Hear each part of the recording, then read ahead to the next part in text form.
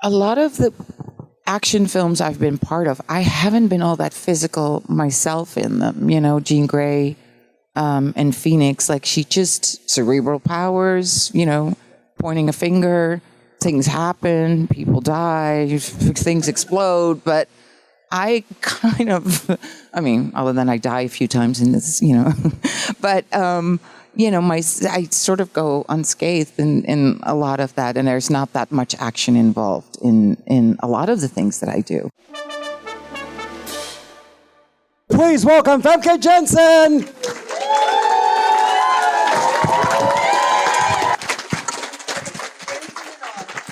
There you go. Here's a mic for you. Hello, everyone. How are you?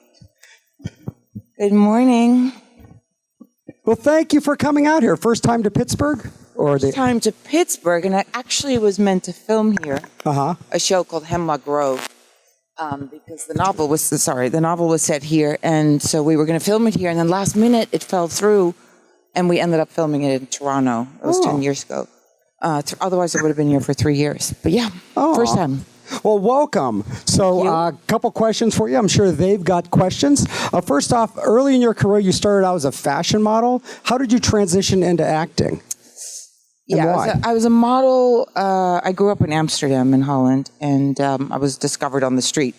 And it wasn't something I ever thought of doing because Dutch people grow up with very realistic dreams. Like, you know, you're going to go to school and you're going to get a job. And it's not like Americans where it's like a godlike culture where you can dream big and be whatever you want to be. So when that offer came and I was studying something I really didn't feel like continuing, economics, I grabbed the chance, and that sort of, you know, through that, I traveled the world, and I came to America for the first time when I was 22.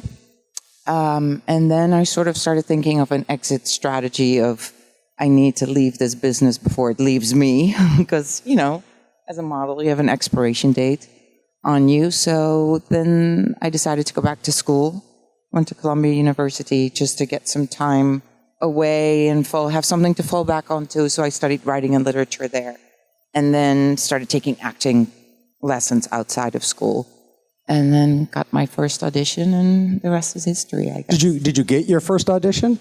Did you get the role from your first audition? Probably not. But just checking. I don't remember my first audition. No, I didn't get my first audition. No. It's been a while, but no, rejection. Whew. I mean, yeah, you have to have thick skin, and I never developed it to be an actor. And I have two sisters, an older one and a younger one. And the older one, because I used to cry a lot when I was a kid, would be like, we need to thicken that skin and like get you, you know. So she tried, but she never succeeded. And so even though I got rejected a whole lot in the beginning of my career as an actor, I just kept going. And you were a Bond girl in GoldenEye. How did you manage not to get typecast as like a femme fatale after that? Because that is pretty iconic to be a Bond girl. Yeah, I know. And a Russian one on top of it. And with a name like Xenia Onatop. So yeah, how do you crawl out from underneath that one, you know? And especially because at that point, like I have such a my name is Famke Janssen, that's how you really pronounce it. And so I was tall, dark, you know, I had an exotic name, even though Holland is the least exotic country on the planet. And, you know, and then I come out in a Bond movie as this Russian. So I think everybody was just like, I don't know what to do with this other than, you know, maybe put her in that kind of thing. And I fought really hard against type to try to build a career as, you know, with more character parts. Mm-hmm.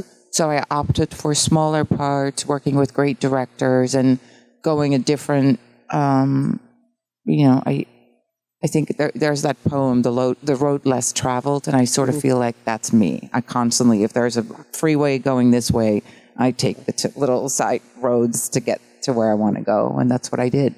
So this question's for me. I absolutely loved you in Nip Tuck as Ava Moore. I mean, was that role, has anybody seen her as Ava Moore, the life coach in Nip Tuck?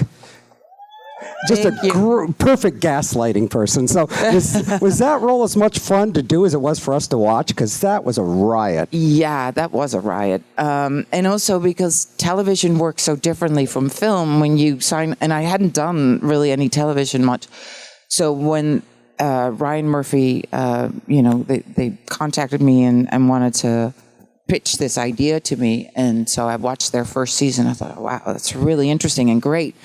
But you'd never know what you sign up for because they just, you don't have all the scripts.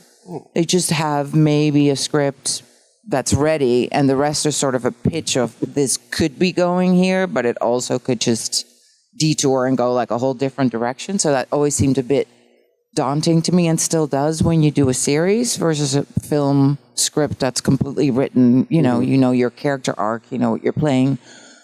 But it ended up being such a great experience because Ryan kept writing for me as we were filming, and they were still developing the character and the storyline. He'd be like, "Oh, I didn't know you were such a great crier." I'm like, "Yeah, ask my sister."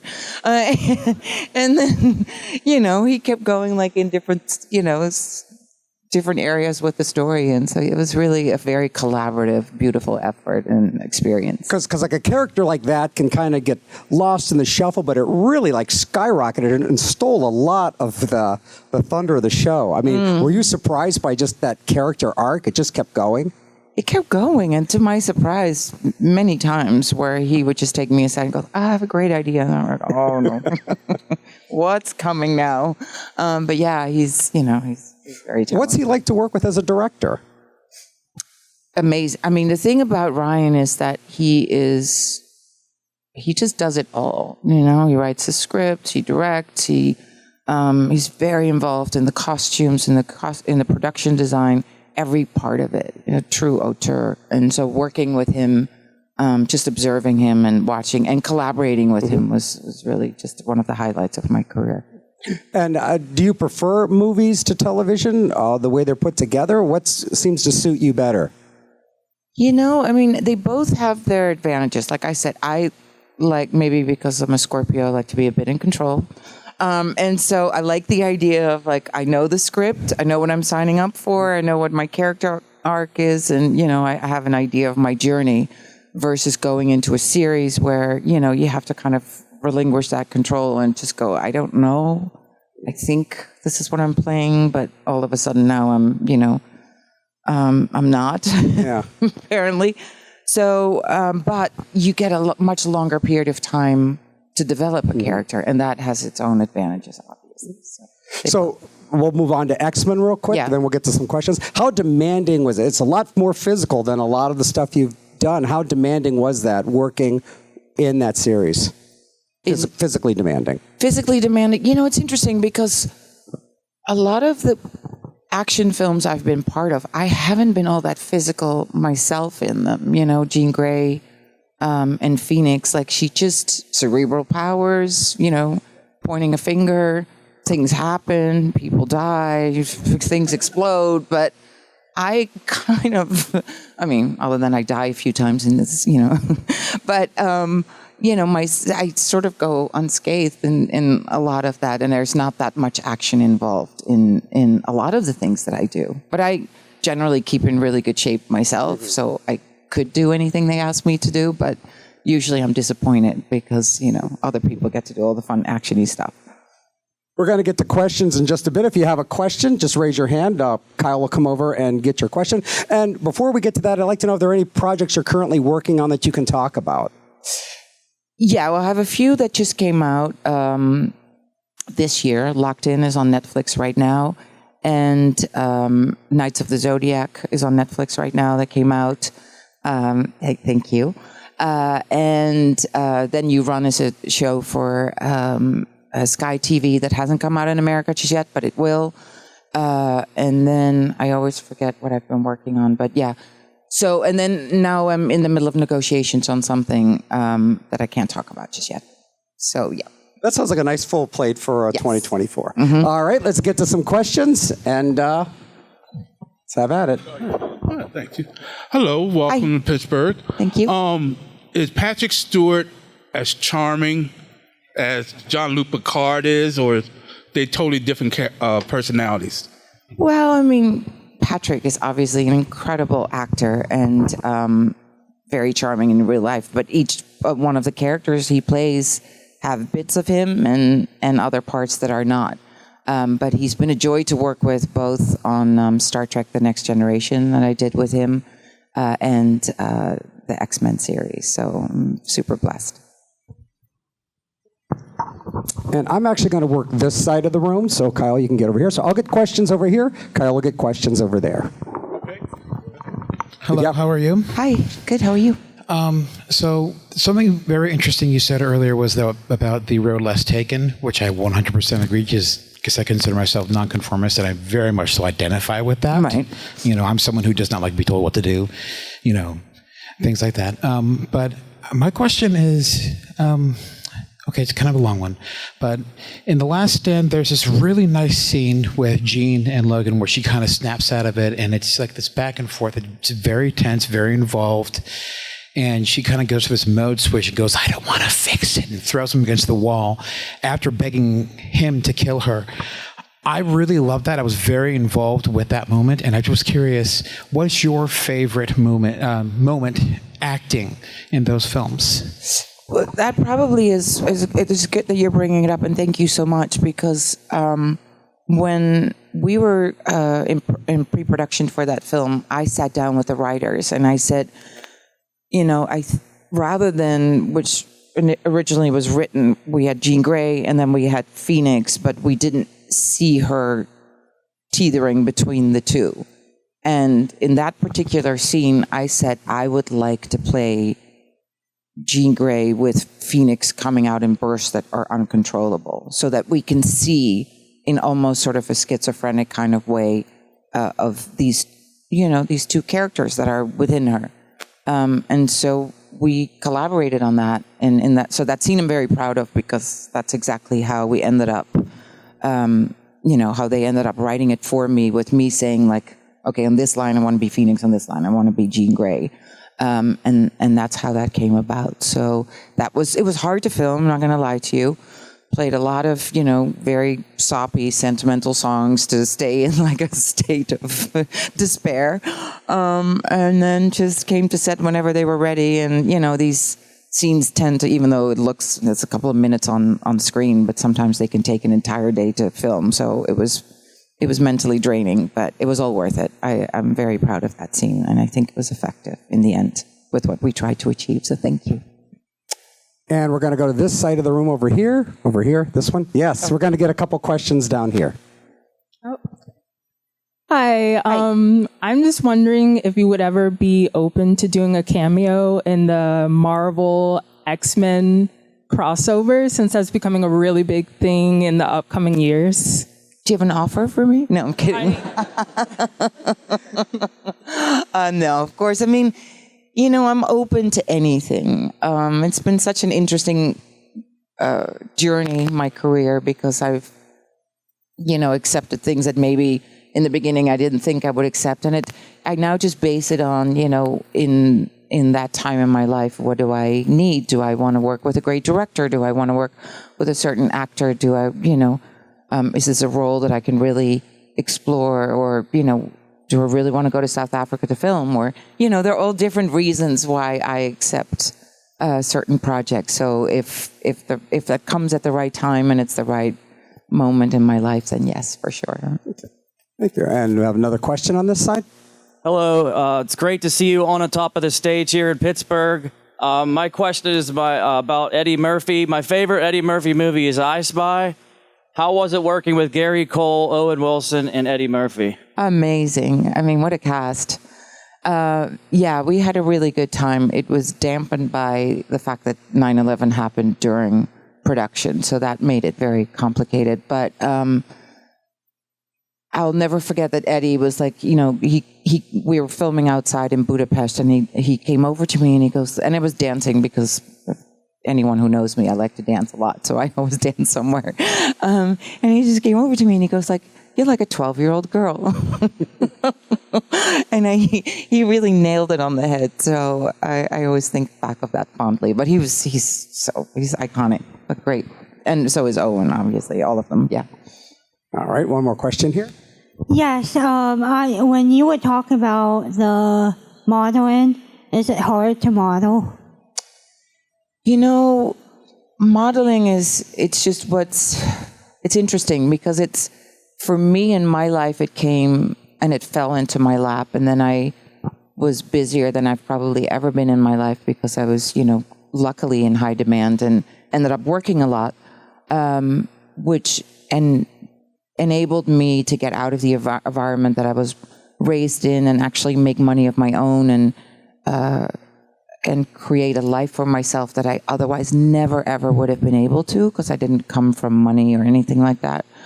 But the job itself is, it never fulfilled me mentally, but it did allow me to travel all over the world. And like I said, it just opened so many other things for me. So it is, I can be nothing but grateful for the opportunities that I have gotten as a result. And we'll head over to the other side of the room for a few questions. If anybody has a question on this side, come over here and line up.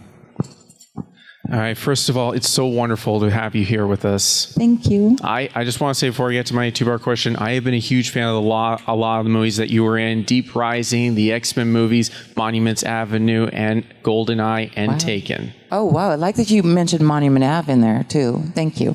No problem. So my two-part question for you is, what were some of your biggest influences when going into acting? And out of all the films that you worked on, or the ones I mentioned, which ones do you consider your personal favorites and why? Ooh, so many good questions. Well, because I grew up in the Netherlands, I was exposed to only certain types of American movies, and they usually were the more big budget kind of films because the rest didn't make it across. And then once I came to the States and once I went to Columbia University to study, I ended up taking a film class there that really changed everything for me. This professor was Annette Insdorf, and she's so knowledgeable about film. And the film class was really just, from the beginning of film through now. And so I learned a tremendous amount about films I'd never been exposed to before. And that created a whole new love for film and acting and all of that. So all of that just influenced and changed my life. And then in terms of the roles, like in the movies, Monument Ave was a beautiful experience because we bonded a lot. We were filming in Boston and we had a really great cast and director, sadly passed away. It was a character I had to do a Boston accent, and I had never done that before, and I was cast very last minute because I replaced someone on the film, and so I literally slept with like ear pods in my head just to, was with dialect, people speaking in the dialect just to make sure I got it right. And so that, but then all the X-Men movies, because they were filmed over years and years, and, we bonded all together over that. It's not only that we were on set for 5 months, but then we would travel for a month to go and promote them. And so it just is a lot of time spent, obviously, with a group of people. And so GoldenEye, very defining moment in my career, and, filming in London, one of my favorite cities in the world, and, and all the opportunities that came from it. So every single one has a special place in my heart. And, but I really think that sometimes people undervalue that the importance of, as an actor, to understand film, to teach, to learn about it, to really study it. I find that a lot of young actors don't look at films, older films, classic films, in the way that maybe they could or should, because it's defined generations of actors and filmmakers, and there's a lot to learn from watching them. So thank you for your questions. Really good questions. You're welcome. I appreciate it. Okay. Hi, I just want to say I'm a huge fan of yours. I've been following your career since I was a little kid. Thank you. My absolute favorite role with you is Deep Rising, and I know that we had just talked about fans for a role. There were a lot of stunts and also an amazing cast. I was wondering, what was some of the physical demands for the film, and what was it like working with the late Treat Williams and some of the rest of the amazing cast that became huge stars after that film? Yeah, that was an incredible experience. We filmed it in Vancouver, and the late Treat Williams, very missed, and such an amazing actor. He did a movie, I think in the 70s, called Prince of the City, which if none of you have seen it, go and watch this movie. It's a powerhouse performance. But yeah, physically very demanding also because Vancouver is a bit cold and wet on a good day, but then they doused us with rain and wind machines. And so I ended up losing my voice completely during filming because we had to scream over the wind machines and the rain machines, and but the cast was amazing. We used to get together in hotel rooms and just some of the actors ended up playing guitar and things, and we'd just sit around and sing songs, and they would play guitar, and so I have really fond memories of that experience. Okay. Thank you. Thank you. Hey, good morning. Hi. Hey, you mentioned music a couple different times, both to help with roles or come back from roles, and also being from the Netherlands that has a really interesting progressive music scene, and it's quite a few good bands. I was interested to know, maybe a couple from your Spotify playlist, or maybe some interesting bands that you have listened to, or something that you like to use for role preparation or relaxation or anything along those lines. Yeah, they're all different things. I don't use Spotify or any of those. I have a Sonos at home, and I use a French radio station called FIP, and it's FIP, and it is the most eclectic radio station I've ever listened to, and so I have it on all the time. And through that, I learn about so many different kinds. It's like French hip hop or classical or rock, but just very unusual.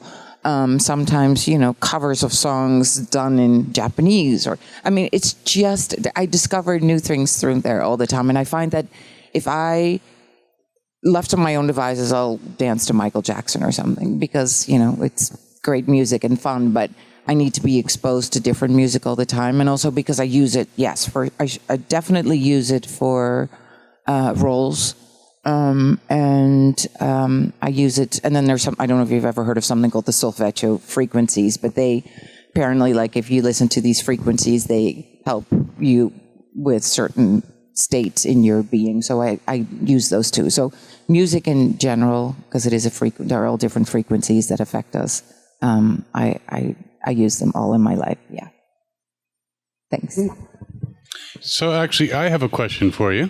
Yes. We all know things can go wrong on set. No. No. All your sets are perfect. I'm very happy.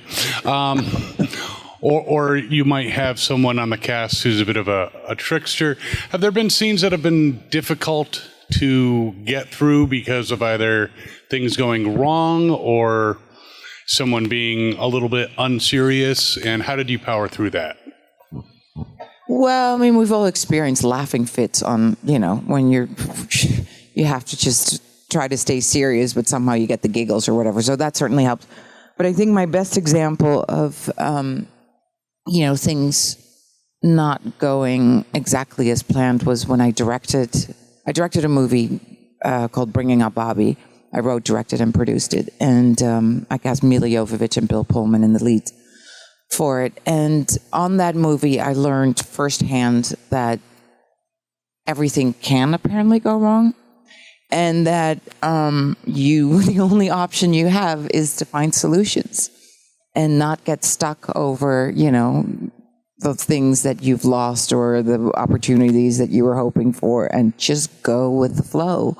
There were many times where, for an example, I wanted to have an old train caboose that was there's a movie called Harold and Maude, and I love that movie so much. And Maude in the movie lives in, and it's set in the 70s. So she lives in an old train caboose, and I wanted to have one for the movie. And so I looked all over Oklahoma where we were filming, to see if I could find it, and I couldn't find anything until finally the train museum said, you can use ours because it looked really old. It was really old. And we'll put it at the end of the train station because it had to look like it was in the middle of nowhere.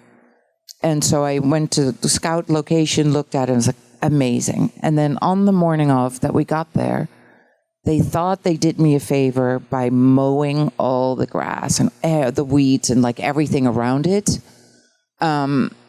which all of a sudden exposed the freeway and everything I didn't want to see, and didn't make it look like it was rural in the middle of nowhere. It just made it look like, So we just hadn't, we're like, all right, what do? We just put things in front of the camera to make it look like it's wild. And